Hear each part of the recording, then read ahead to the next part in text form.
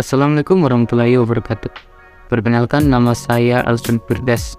Saya dari kelompok 3 yang beranggotakan saya sendiri, Nova dan Siti Aulia Asifa.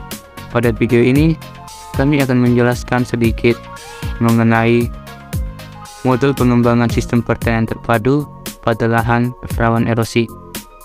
Untuk memenuhi tugas mata kuliah sistem pertanian terpadu dan berkelanjutan yang diampu oleh dosen Pak Suyono SPMSI. Baiklah, tanpa berlama-lama saya akan menjelaskan apa itu lahan rawan erosi. Lahan rawan erosi adalah lahan pertanian atau lahan lainnya yang memiliki kecenderungan untuk mengalami erosi secara signifikan. Erosi adalah proses penumpukan dan pengikisan tanah oleh air, angin, atau aktivitas manusia yang dapat menyebabkan hilangnya tanah subur, menurunnya produktivitas lahan, serta kerusakan lingkungan. Selanjutnya, langkah dalam pengembangan SPT pada lahan rawan erosi.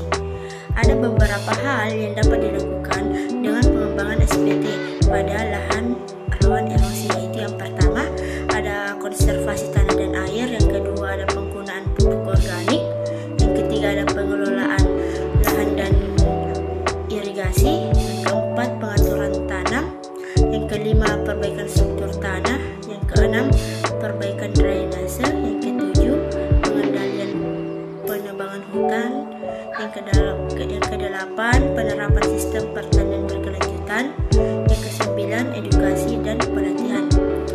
Adapun faktor yang mempengaruhi pengembangan SPT pada lahan rawan erosi, yang pertama topografi, yang kedua curah hujan, yang ketiga jenis tanah, yang keempat praktik pertanian, yang kelima ketersediaan air.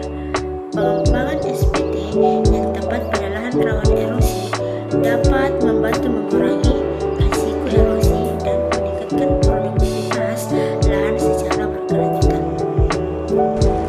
Selanjutnya, upaya untuk mengatasi tantangan dalam pengembangan SPT pada lahan rawan erosi.